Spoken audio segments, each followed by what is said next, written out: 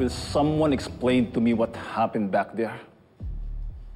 So may nakawan nang nangyayari dito sa kumpanya natin?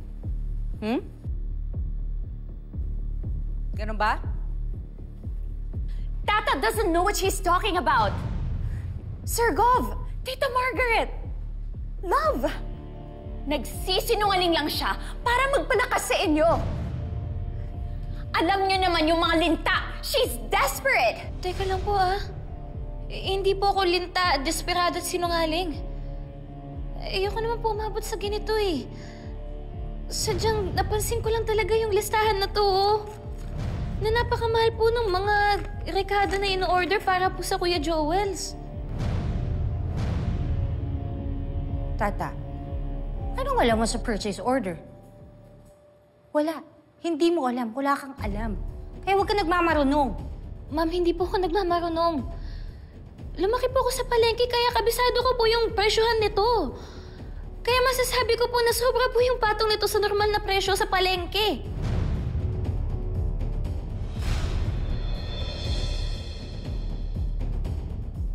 Sir Gov, hindi ko naman ako magagawa yun.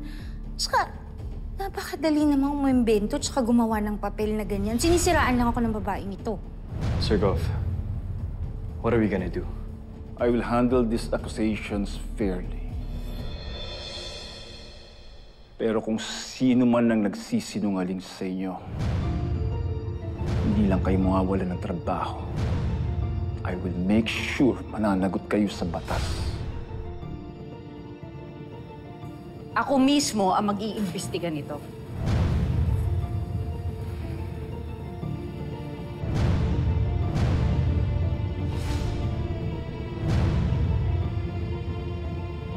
Walang lalabas sa kwartong to. Upo. I didn't know nakasama po ako dito, Sir Gov. Walang lalabas sa inyo.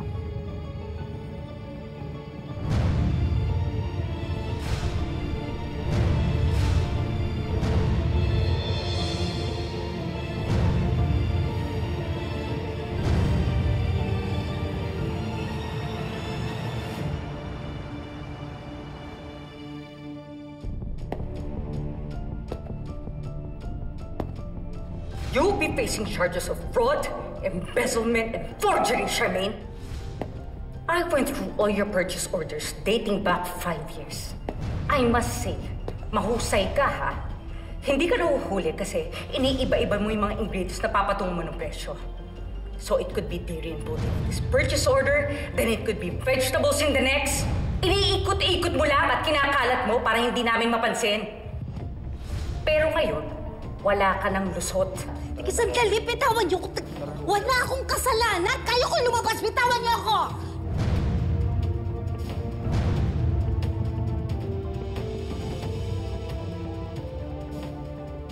Venice? May kinalaman ka ba dito?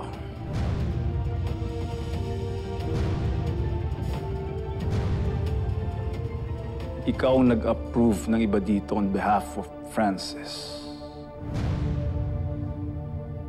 I'm asking you, are you an accomplice to this crime? No, Sir Gov. Wala akong kinalaman sa kalokohan ng babaeng yan. Inaprobahan ko and I signed those papers because nagtiwala kami ni Francis. Nagtiwala kami sa babaeng noon, but how would I have known? Nung babaeng yon, di ba kanina pinagtatanggol mo? You were even willing to take a bullet for her.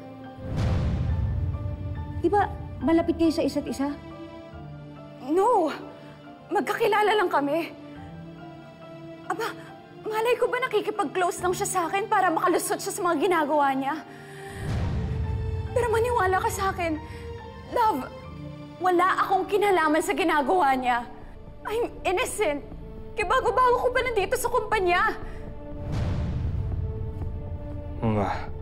Sir Gov, I'm one to blame din here. I should have checked more meticulously. Pero kasi nagtiwala na ako kay Charmaine, considering that she's been here for a long time. Nahihirapan po ako huminga. Dapat kailangan ko yata pumunta sa clinic. Nasa-stress na ako. Mama, Sir Goff. Tara.